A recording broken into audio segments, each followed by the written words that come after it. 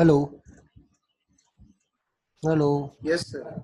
Yes good sir. Good morning all. तो good morning कल की सर। जो हमारी प्रॉब्लम पेंडिंग है उसको कंप्लीट करेंगे, देन हम लोग एक टॉपिक नया टॉपिक स्टार्ट करेंगे। तो पहले इसको जल्दी से सिंप्लीफाई कर लो, सॉल्व कर लो जल्दी से। ऑलरेडी हम लोग देख चुके हैं, मैंने आपको कल एक्सप्लेन किया था कि क्या है केस। एक बार और देख लेते हैं। देखो क्या है, कंसिडर लेफ्ट साइड आपको देखना है, आपको फिगर मिल जाएगा। Consider steady state heat transfer between two large parallel plates at constant temperature of T1 300 Kelvin, as you can see in the figure, and T2 is 200 Kelvin and length कितना है 1 centimetre. आपको इसको metre में convert करना होगा। Okay, apart as shown in figure, assume the surface to be black। Emissivity हमने count की है इसकी 1। determine the rate of heat transfer between the plate per unit surface area। assume the gap between the plate. पहला case क्या है, filled with atmospheric air. तो मैंने आपको बताया था कि अगर हम एटमॉस्फेरिक एयर को अगर कंसिडर करते हैं तो क्या होगा, प्लेट में कंडक्शन होगा और एयर होने की वजह से क्या होगा, कन्वेक्शन होगा। ठीक है,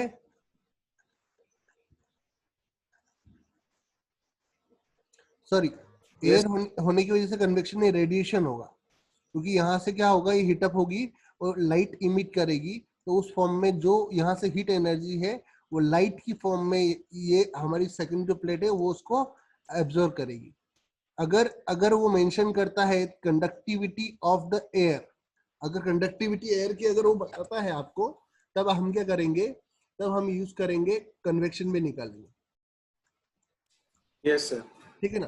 देन इसको स्टार्ट करते हैं, जल्दी से स्टार्ट करो। हमारे पास इसमें 3 या 4 सेक्शंस हैं जिनको हमको सॉल्व करना है।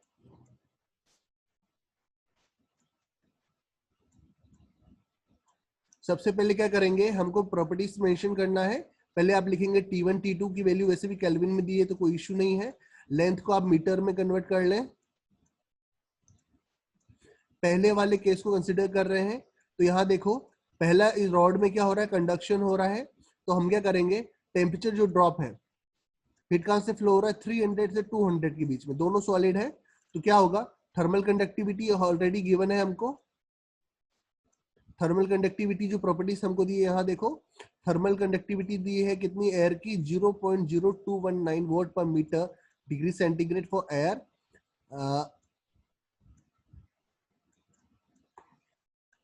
ओके, मतलब सेकंड केस में जो, थर्ड केस में फील्ड जो यूरिथीन इंसुलेशन है उसकी उसकी थर्मल कंडक्टिविटी दी है 0.026।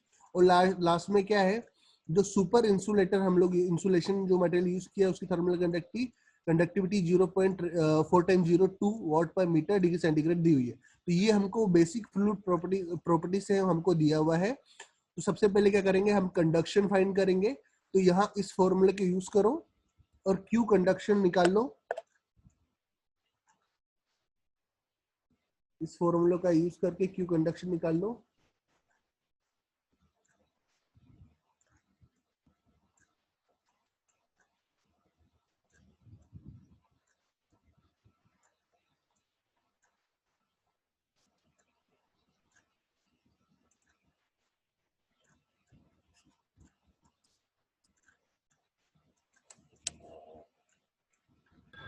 तो टेम्परेचर तो हमें केल्विन में दिया है ना ऊपर। हाँ, केल्विन में दिया हुआ है।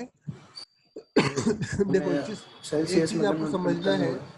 कि अगर कंडक्टिविटी की यूनिट, यहाँ देखो ध्यान से, अगर कंडक्टिविटी की यूनिट अगर हमारी, सबसे पहले चेक करो, अगर वो डिग्री सेंटीग्रेड में है तो हमको जो टेम्परेचर लेना है वो डिग्री सेंटीग्रेड में लेना है। और अगर उसकी यूनिट केल्विन में है तो एज इट इज पुट कर देना है। तो अगर डिग्री सेंटीग्रेड में है तो आप टेम्परेचर को कन्वर्ट करो डिग्री सेंटीग्रेड में। इजी 273 से माइनस कर दो, मिल जाएगा।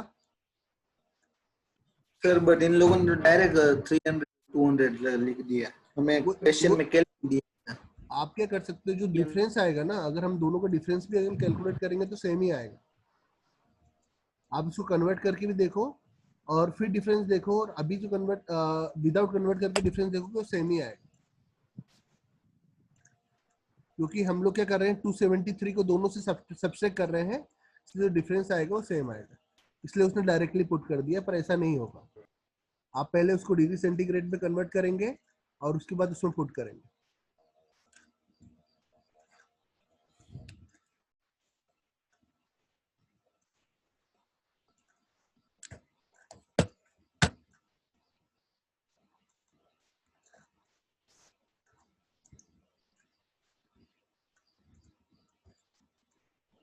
इसमें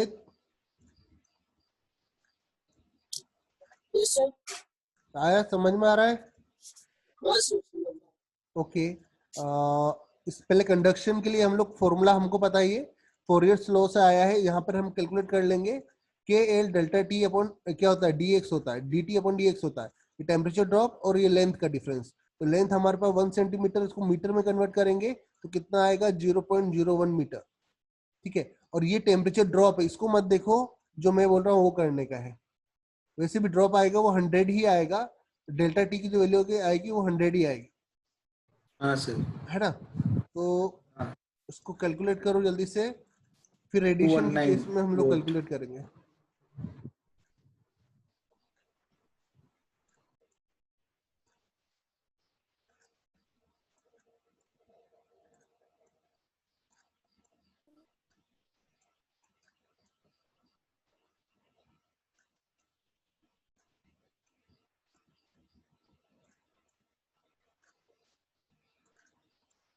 सर रेडिएशन में आया 368.55। कंडक्शन में कितना आ रहा है? Same sir, same 219। कंडक्शन में सेम 219। 219 आ रहा है। अभी देखो, हमको अगर पहला केस कंसीडर करके चलते हैं, मतलब फील्ड विद एटमॉस्फेरिक एयर, तो उसके केस में क्या होगा, जो टोटल रेडिएशन होगा वो क्या होगा, इनका सम होगा। मतलब कंडक्शन और रेडिएशन को सम अप कर लो, देखो कितना आ रहा है।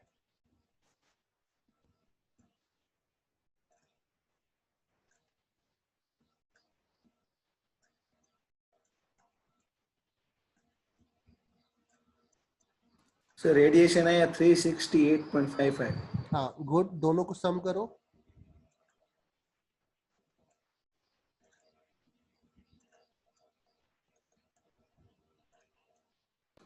587.55। 587.55। ओके, व्हाट यूनिट लिख दो उसकी।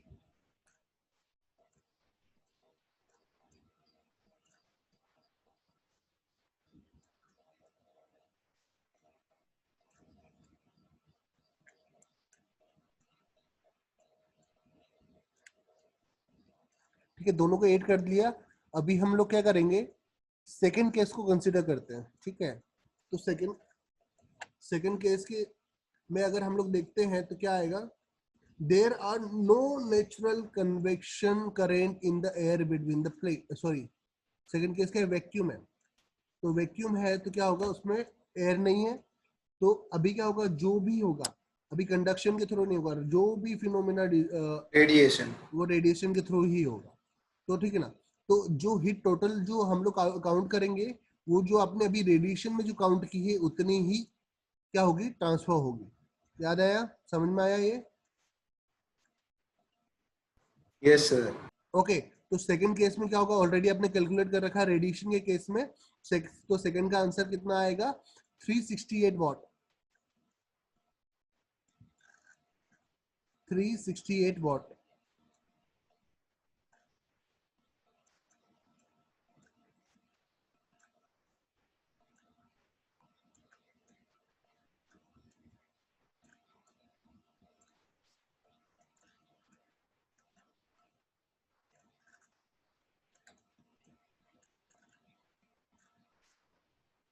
ओके,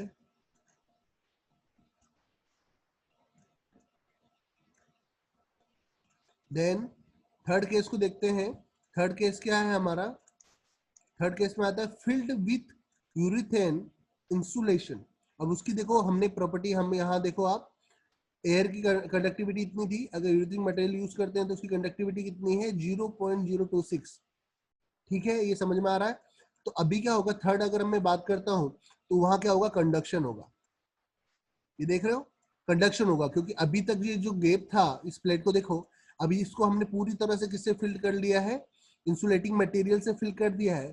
तो क्या होगा, आपका जो जितनी भी हीट इसमें जनरेट होगी, इस इंसुलेटिंग मटेरियल के थ्रू ट्रेवल होते हुए इस प्लेट में आएगी। तो जो ये कंडक्शन, यहाँ पर जो कंडक्शन होगा वही टोटल हीट ट्रांसफर होगा, ठीक है ना। तो यहाँ देखो क्या होगा, थर्ड पार्ट में क्या करेंगे, हम टोटल कंडक्शन निकालेंगे कैसे, के A D T upon D x निकालते हैं। तो यहाँ के की वैल्यू देखो कितनी ली है मैंने, 0.026, जो चेंज करनी थी हमको। एरिया 1 लिया है, 1 मीटर स्क्वायर लिया है, और ये टेम्परेचर ड्रॉप अपॉन लेंथ, ठीक है। हाँ सर। अभी देखो कितना आ रहा है, कैलकुलेट करो इसको।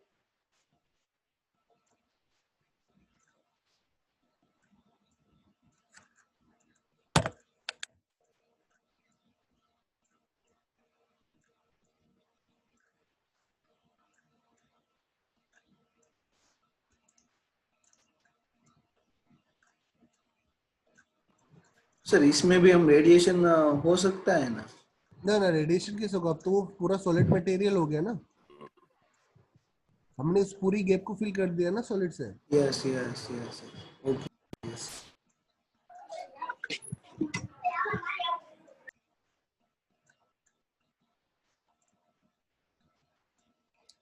ठीक है, इसको कैलकुलेट करके देखो कितना आ रहा है।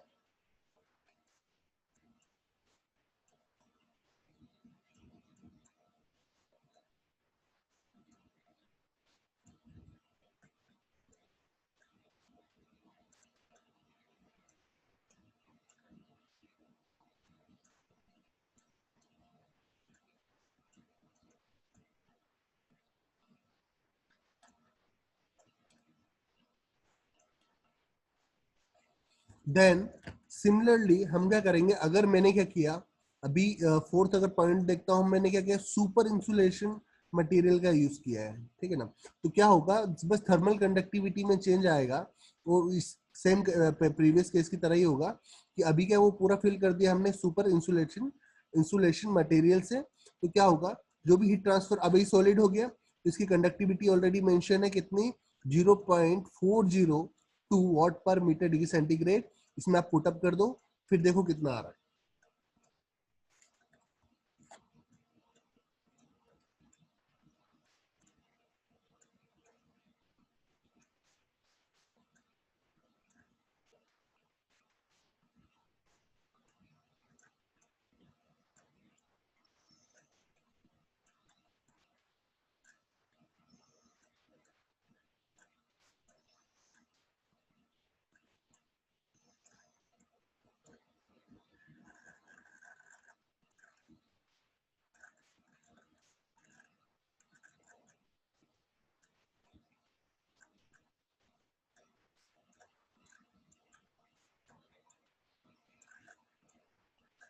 ठीक, ये आया, सबका आया।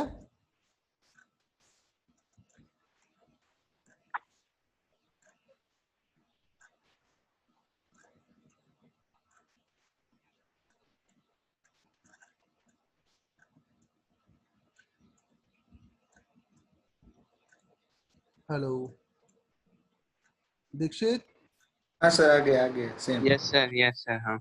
आ रहा है ना, ये समझ में आई, प्रॉब्लम समझ में आई हाँ आपको। सर, हाँ सर प्रॉब्लम समझ में आया।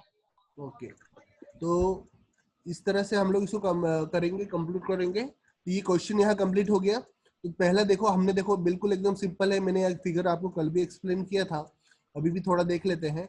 ये पहला केस है जहां पर क्या था, हमारे पे दो प्लेट्स के बीच में एयर था।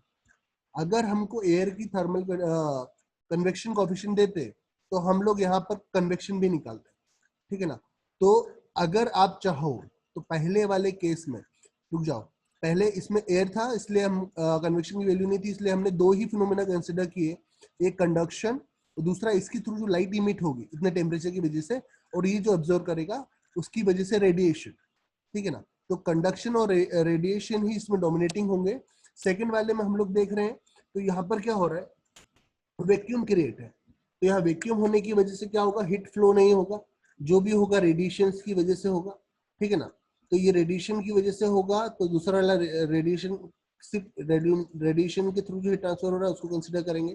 थर्ड वाले में क्या है, मैंने इसको पैक्ड कर दिया, इन दोनों प्लेट्स में क्या फिल कर दिया है, इंसुलेशन मटेरियल फिट कर दिया है, जिसकी थर्मल कंडक्टिविटी मैंने आपको बताई तो फिर उसकी केस में ये पूरा एक सॉलिड मटेरियल हो गया, ये पूरा एक पैक्ड एक सॉलिड पीस हो गया। तो इसकी थर्मल कंडक्टिविटी हमको मेंशन है और डिस्टेंस और सारे डाटा अवेलेबल है। उसकी केस में अगर हम लोग देखते हैं जो हीट फ्लो आता है वो 260 आता है। अगर मैं सुपर इंसुलेशन मटेरियल यूज करता हूं तो जो हीट फ्लो होगा वो कितना होगा, 0.2 वॉट होगा। ठीक है,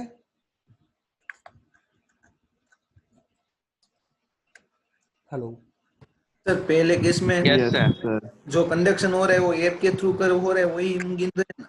हाँ, कंडक्शन एक्चुअल में क्या है, एयर फील्ड है इसकी इसमें ना। तो क्या हो रहा है, हाँ। मैंने क्या बताया आपको, रेडिएशन जो रेडिएशन नहीं, दो तरह से हो रहा है। फ्लूइड से कंडक्शन कैसे हो रहा है, अगर मैं इनको कंसिडर करता हूँ किसकी तरफ, ये एयर के जो पार्टिकल है इसमें मैं इनको कंसिडर करता हूँ सॉलिड की तरफ, हाईली टाइट पैक्ड हो, तो क्या होगा, हीट फ्लो होगा पर उतना नहीं होगा जितना नॉर्मली होना चाहिए। अगर इसमें पूरा ये पीस अगर मेटल का होता तो हीट ट्रांसफर बहुत ज्यादा होता। ठीक है ना। अगर आप चाहो तो यहाँ कन्वेक्शन कैलकुलेट कर लो। मैं कन्वेक्शन एच की वैल्यू आपको देता हूँ 10।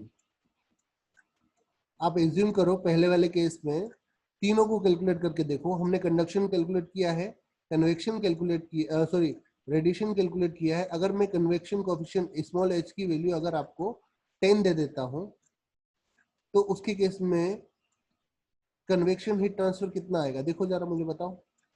सर डिग्री सेल्सियस में रखना है ना। हाँ, केल्विन। डिग्री सेंटीग्रेड में ही है। Okay 1000 sir. 1000 आएगा।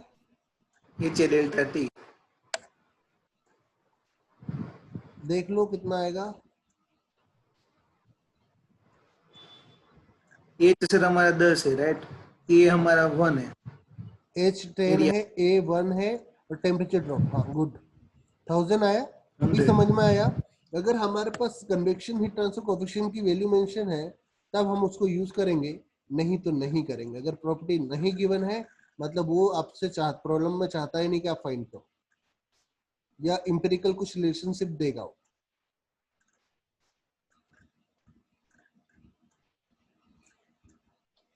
ये क्लियर हो गया श्रेया? Yes sir. ये सॉल्व हुआ? हाँ सर, हो गया। Sure? Yes sir. Sir convection क्यों यूज नहीं करेंगे? कन्वेक्शन में अगर convection heat transfer coefficient h small h की अगर वैल्यू दी होती तब हम कन्वेक्शन के केस को भी कंसीडर करते, पर यहाँ पर नहीं दी है इसलिए हम लोग नहीं कर रहे। Okay sir. ओके, तो ये आपका ये कंप्लीट हो गया टॉपिक। ठीक है, न्यूमेरिकल हमने यहाँ कंप्लीट कर लिया है। जल्दी से थोड़ा ये प्रॉब्लम देख लो। यहाँ देखो, अभी हम लोग एक थ्योरी थोड़ा पोर्शन कवर करेंगे इसमें। इसमें क्या है, मैंने क्या किया, ये आपको फिगर स्क्रीन दिख रही है आपको, हाँ सर। है ना। ये दो प्लेट्स हैं, ये एक प्लेट है जिसका सरफेस है, जिसका टेम्परेचर, प्लेट या सरफेस है उसका, इसका टेम्परेचर T1 है। ये हमारी सरफेस है जिसका टेम्परेचर कितना है, T2 है। अभी जस्ट जो हमने प्रॉब्लम सॉल्व की उसको उसी तरह से एज्यूम करके चलो। तो पहली अगर मैंने यहाँ एज्यूमशन क्या लिया, consider two large grey plate surface that are maintained in absolute temperature T1 and T2 respectively, a small distance apart and exchanging radiation. Let E1 and E2 be the emissivity of the surface. ठीक है, derivation है basically ये। तो consider the energy radiated emitted from the surface 1, then the per unit area per unit time. तो पहली जो surface से जो क्या होगा, एनर्जी रेडिएट होगी वो क्या होगा, सिग्मा E1 T1 की पावर 4। ठीक है, अगर मैं बात करता हूं, ठीक है, energy absorb by the surface, अगर एनर्जी कितनी एब्जॉर्ब हो रही सरफेस 2 पे तो क्या होगा, ये E2 से इनटू हो जाएगा इसका। Energy reflect by the surface 2 तो क्या हो जाएगा, अभी इतनी एब्जॉर्ब हुई है, अगर मैं 1 माइनस कर दूंगा तो उतनी एनर्जी क्या हो जाएगी जो रिफ्लेक्ट होगी, जो एब्जॉर्ब नहीं हुई। तो इस तरह से ये कॉम्बिनेशन हम बनाते हैं। तो ये पहले सरफेस के केस में आया। ऐसे हम सेकंड सरफेस के केस में जिसको कैलकुलेट करते हैं तो वो आता है सिग्मा E1 T1 की पावर 4 ब्रैकेट में 1 minus E2 1 minus E1 upon E2 energy absorb by surface 2।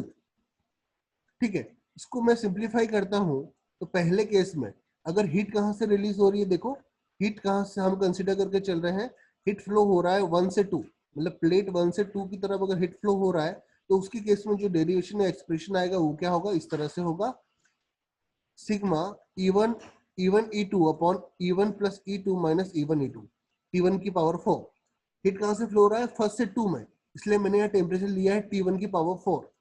अगर मैं बात करता हूँ हिट कितना फ्लो हो रहा है T2 से T1, मतलब सेकंड प्लेट से कितना हिट प्लेट 1 पे जा रहा है, तो उसके केस में the formula will be the same but the temperature will change. क्या होगा, T2 की पावर 4 हो जाएगा।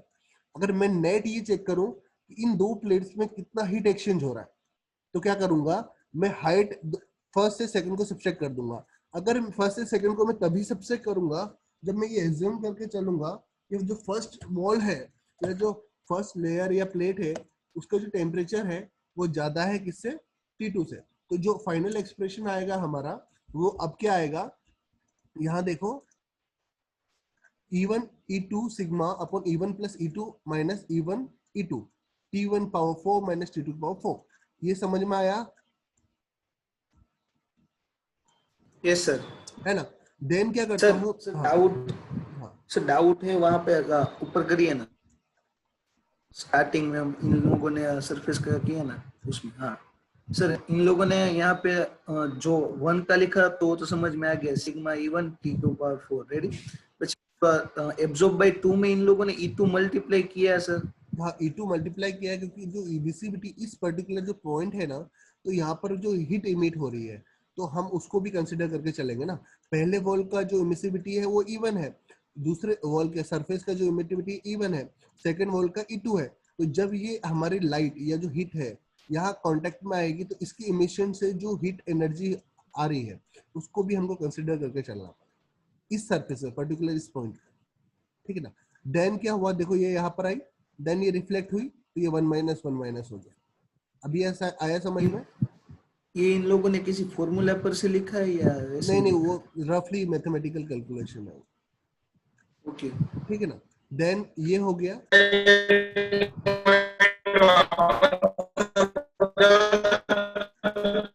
हेलो हेलो सर, ये पॉइंट। सूरज, यस सर। आपका साउंड क्लियर नहीं आ रहा है। हेलो हेलो, सर ये पॉइंट वापस समझाओगे, बोल रहा था शायद नेटवर्क। कौन सा वाला पॉइंट समझना है आपको? सर ये जो अभी आप रवि को समझा रहे थे वापस, मतलब सर वो रिफ्लेक्ट हुआ तो क्यों वापस मल्टीप्लाई किया हमने, हाँ मतलब देखो, E2 से। ये पहला सरफेस है, मैं ये जिम करके चल रहा हूँ, जो हमारा सरफेस 1 है उसका टेम्परेचर ज्यादा है, मतलब T1 is greater than T2। तो यहाँ से सिग्मा तो यस। कांस्टेंट है, स्टीफन बोल्ट्जमैन कांस्टेंट है हमारा। तो यहाँ हाँ से जो भी लाइट एब्जॉर्ब होगा, पहली बात आपने ये नहीं देखा कि ये ब्लैक सरफेसेस नहीं है, ये नॉर्मल सरफेसेस है, या आप इसको ग्रे बॉडीज कंसिडर करके चल सकते हो। तो यहाँ पर क्या होगा, जो लाइट जो यहाँ से ट्रेवल करके जाएगा इस सरफेस पे जो रिसीव होगा, तो वो क्या होगा, सिग्मा E1 क्या है, इमिसिविटी ऑफ सरफेस 1। तो यहाँ से वो लाइट के इस फॉर्म में इमिटेड होके इस सरफेस से इस पॉइंट पे टच करेगा, तो इस सरफेस पर भी इस मटेरियल की कुछ ना कुछ इमिसिविटी होगी। इस एनर्जी को भी मुझे इस पॉइंट पे कंसिडर करना होगा, इसलिए मैंने इससे इसको इनटू कर दिया। अभी क्या होता है कि अब मैं इस सरफेस को फर्दर, अगर ये लाइट क्या होता है, लाइट फॉर्म में ही है, रेडिएशन की बात कर रहे हैं, तो ये रिफ्लेक्ट होगा, ये देखो रिफ्लेक्ट हुआ। तो अब हमको जब इसकी कैलकुलेशन करना है कि कितना पोर्शन रिफ्लेक्ट हो गया, अब एनर्जी कितनी है उसमें बाकी, तो क्या होता है, रिफ्लेक्शन के बाद ये 1 माइनस E1, मतलब जितना इस पॉइंट पे एब्जॉर्ब हो गया उसके बाद कितना रिमेनिंग रह गया, तो हम कर देते हैं उसमें इंटू 1 माइनस E1, और E2 को भी कर देते हैं 1 माइनस E2। ये इस तरह से लगातार प्रोपेगेट होता रहता है, इस तरह से ये बढ़ता रहता है। ये देखो इस तरह से था, अभी स्क्वायर फॉर्म में कन्वर्ट हो गया, इस तरह से प्रोपेगेट मतलब होगा। हर बार रेडिएशन कम होता जाएगा। हाँ, रेडिएशन हर बार कम होता जाएगा क्योंकि सरफेस कुछ ना कुछ पोर्शन उसका एब्जॉर्ब करता जाएगा, ओके सर। है ना। तो अगर मैं इसको फर्स्ट केस में अगर ये बात करता हूँ कि जो हिट का मूवमेंट है या फ्लो है वो 1 से 2 की तरफ है, 1 से 2 की तरफ है, जो हिट फ्लक्स है, ये हिट फ्लक्स है हमारा। तो उसके लिए अब मैं इसको सिंप्लीफाई करता हूँ, तो क्या आता है, sigma E1 E2 upon E1 plus E2 minus E1 E2, ये पहले सरफेस के केस में है। और अगर मैं हीट फ्लक्स सेकंड प्लेट पे कंसीडर कैलकुलेट करता हूँ तो ये एक्सप्रेशन सिमिलर आएगा, बस टेम्परेचर का डिफरेंस आ जाएगा। तो अब मैंने क्या एजम्पशन करके चला था कि सरफेस जो T1 का टेम्परेचर है वो क्या है, ज्यादा है T2 से, ठीक है। तो अब मैं क्या करूंगा, नेट हीट फ्लो कैलकुलेट करने के लिए मैं क्या करूंगा, हायर टेम्परेचर से लोअर टेम्परेचर को सब्सट्रैक्ट कर दूंगा, जो जनरली हम लोग करते हैं। तो ये किसमें कन्वर्ट हो जाएगा, इस तरह T1 की पावर 4 माइनस T2 की पावर 4, ये पोर्शन कॉमन रहेगा। अभी अगर मैं इसको और सिंप्लीफाई करता हूँ, ध्यान से देखना, अगर मैं इसको और सिंप्लीफाई करता हूँ तो मैं क्या करूंगा, ये जो डोमिनेटर है इसको डिवाइड कर दूंगा E1 E2 से। किससे डिवाइड कर दूंगा, E1 E2 से अगर मैं डिवाइड करता हूँ तो ये एक्सप्रेशन कन्वर्ट हो जाएगा इस फॉर्म। ये देखो 1/E1 हो जाएगा, यस सर। सॉरी यहाँ हो जाएगा 1/E2, यहाँ हो जाएगा 1/E1 और ये 1 हो जाएगा। या इसको ऐसे भी सोच सकते हो कि अगर मैं E1 E2 कॉमन ले लूं बेस से, तो वो अपर सेक्शन जो इस E1 E2 जो टॉप में है उससे कैंसिल हो जाएगा, कैंसिल हो जाए। ठीक है ना। तो ये इस फॉर्म में फाइनली कन्वर्ट हो जाएगा, ठीक है। तो मैं क्या करता हूं, इसको जनरली कहते हैं F। अगर क्या होता है, ये जो पोर्शन है हमारा, जनरली हम लोग फॉर्मूला यूज क्या करते हैं, सिग्मा ए, ठीक है, T1 माइनस सिग्मा ए T1 power 4 minus T2 power 4।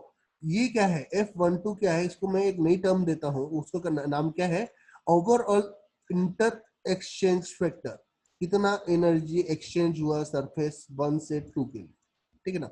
तो अब मैं क्या करूंगा, इसको इस तरह से ना लिख के मैं क्या कर दूंगा, इसको फॉर्मुलेट करके F12 लिख दूंगा।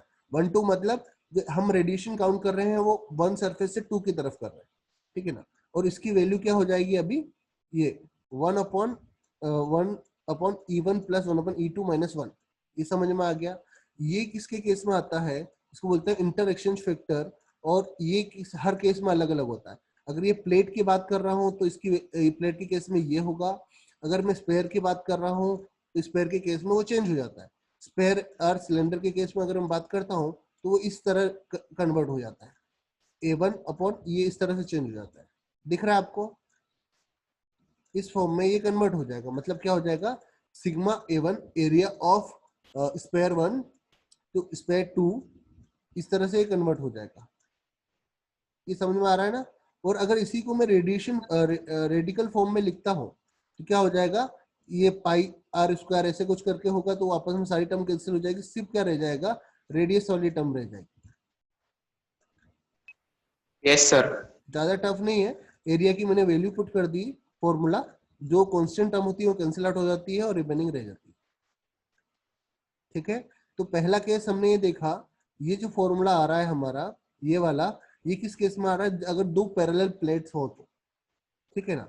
अगर दो पैरेलल प्लेट है तो उसके केस में हमारा ये फॉर्मूला आएगा। अगर हमारे पास स्पेयर या क्या हो, सिलेंडर हो, तो उसके केस में हमारा जो फॉर्मूला होता है वो कन्वर्ट हो जाता है इसमें, ठीक है, इसमें कन्वर्ट हो जाता है ये फॉर्मूला, अब ये हो जाएगा। तो आप बेसिकली अगर इस तरह से व्यू फैक्टर की वैल्यू या दोनों सरफेस की इमिसिविटी अगर आपको दी हुई है तो आप क्या करोगे, ये देखोगे पहले कि फ्लैट प्लेट है या स्पेयर है या सिलेंडर है, तो उसके केस में आपको ये दोनों फॉर्मूले याद रखने होंगे। अगर फ्लैट प्लेट होगा तो ये फॉर्मूला यूज करना है, अगर स्पेयर या सिलेंडर होगा तो मुझे ये फॉर्मूला याद रखना है। आगे समझ में आ रहा है। तो ये इन लोगों ने एरिया वाला तो उन लोगों ने डेरिवेशन किया होगा ना कहीं पे, क्योंकि इन लोगों ने इक्वेशन में एरिया ऐड किया तो। ये वाला एरिया ऐड किया, हाँ वो ऊपर स्पेयर वाले में भी किया इन लोगों हाँ ने हाँ एरिया। नहीं नहीं देखो, ये एरिया को ऐड किया, उसके बाद इसने क्या कर दिया कि इसको 2 हाँ पाई पुट कर RL दिया। किया, 2 पाई RL किया। सरफेस एरिया कितना होता है, सरफेस एरिया सिलेंडर का, ओके हाँ तो वो कैंसिल आउट हो गया, तो रेडियल फॉर्म में कन्वर्ट हो गया। लेंथ अगर कांस्टेंट अज्यूम करके चलते हैं तो उन लोगों ने नीचे भी ऐड कर दिया ना सर, A1/A2 वाला, हाँ वो वहां पे था हमारे देखो इक्वेशन ये सब सिमिलर रहेगा, डिराइव किया इवन होगा। एज इट इज रहेगा। बाकी ये इस तरह से हम लोग लिख सकते हैं जैसे हमने अपर सेक्शन में लिखा था इसको, इस तरह से, ठीक है ना। ऐसा सिमिलरली हम लोग इसको यहाँ पे भी लिख सकते हैं, सिग्मा A1 F1 से 2 T1 पावर 4 मैंने T2 को 4। एक प्रॉब्लम करके देख लो, समझ में आ जाएगा, ठीक है ना। एक प्रॉब्लम कर लो,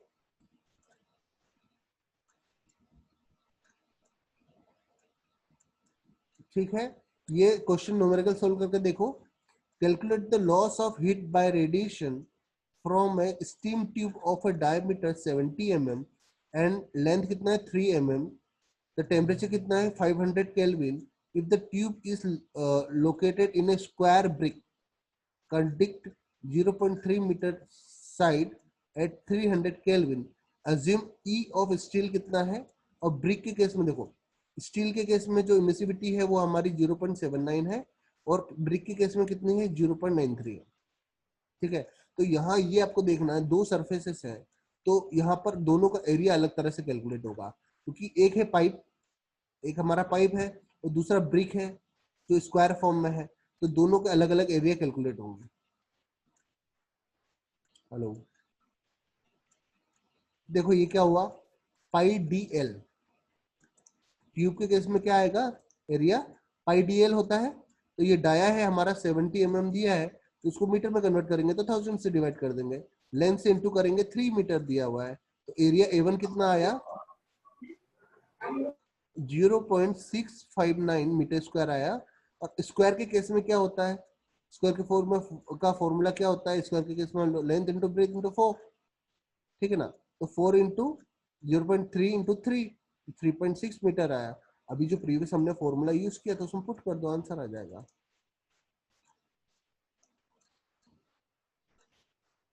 इसको ट्राई करो, ट्राई करके देखो, होगा, नहीं आएगा तो मैं हूं।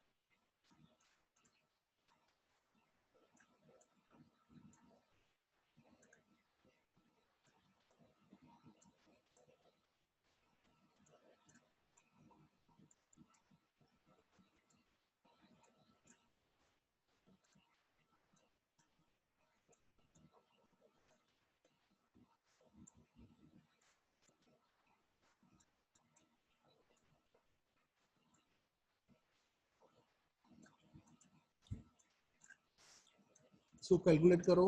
Dixit, yes sir. मयंक, अगर मैं किसी का क्लास में अगर नाम नहीं लेता हूँ, इसका मतलब ये नहीं कि वो कैलकुलेट नहीं करेगा, नहीं तो कुछ भी समझ में नहीं आने वाला है।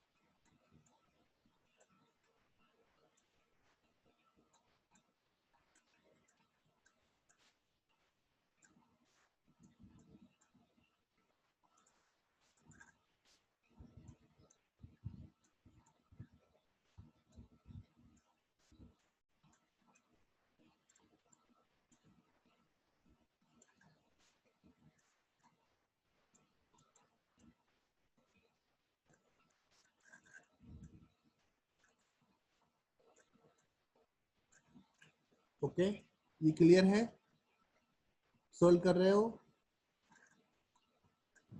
Yes sir. Yes sir. Brick conduct में एरिया 0.09 लेना है ना, 0.3 इंटू 0.3, 0.3 इंटू 3, हाँ 0.9 आएगा, 0.9 आएगा।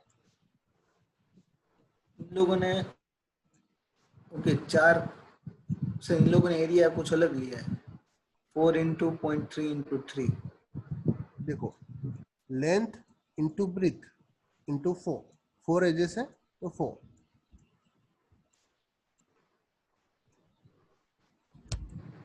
ये जो है हमारा ब्रिक जो है ना, वो किस फॉर्म में है? उसको स्क्वायर है, स्क्वायर नहीं होगा, रेक्टेंगुलर है। ये स्क्वायर में तो 4a स्क्वायर होता है। वही सर। हाँ, तो ये रेक्टेंगुलर होगा, इसलिए लेंथ इंटू ब्रेथ इंटू 4 कर दिया उसने।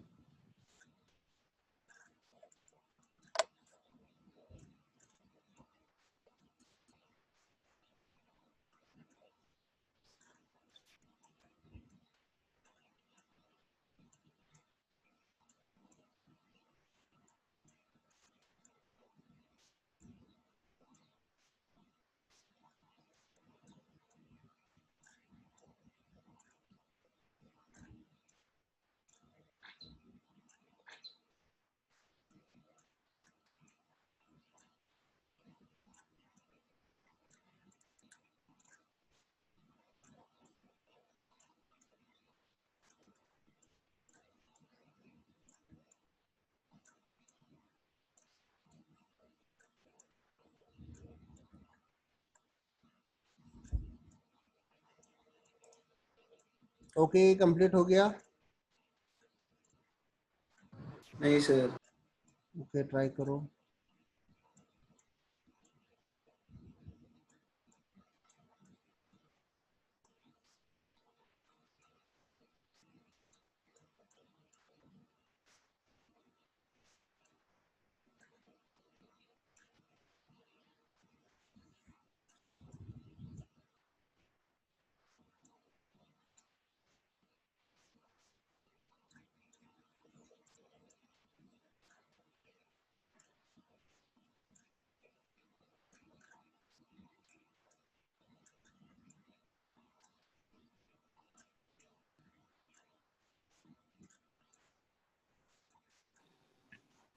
सर 1 मिनट, स्लाइड थोड़ा ऊपर करो ना।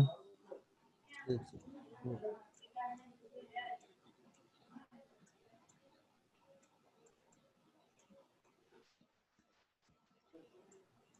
ओके। ओके, फॉर्मूला ये यूज करना है जो सामने दिख रहा है आपको।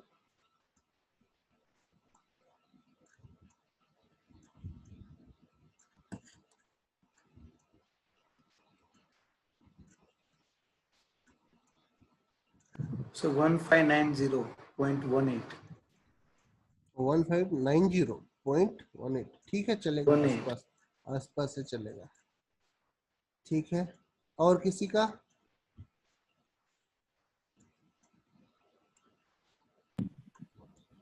Same है बस सर। 1589.56. 1589। 89. 1589, okay, good. दीक्षित?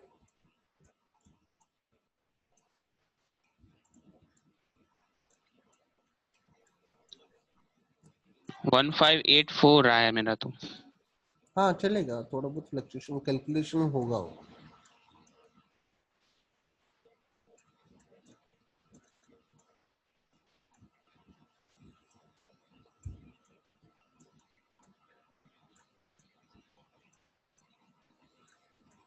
और किसी का? स्मिथ?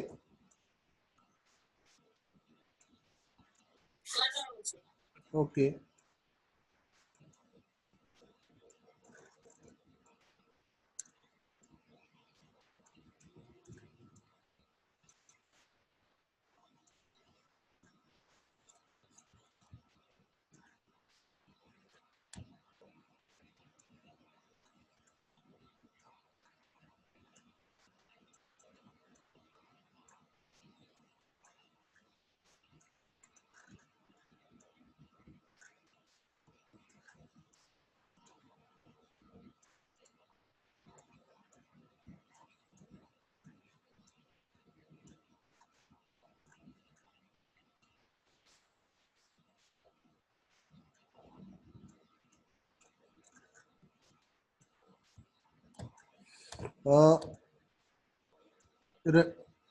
रवि, हाँ सर। हमारा कुछ फ्री टाइम है क्या आज? मुझे एक्स्ट्रा लेक्चर लेना है अपना ही ट्रांसफर।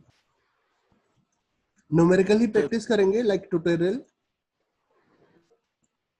सर आज तो नहीं है। 4 to 5 कर लें? ओके।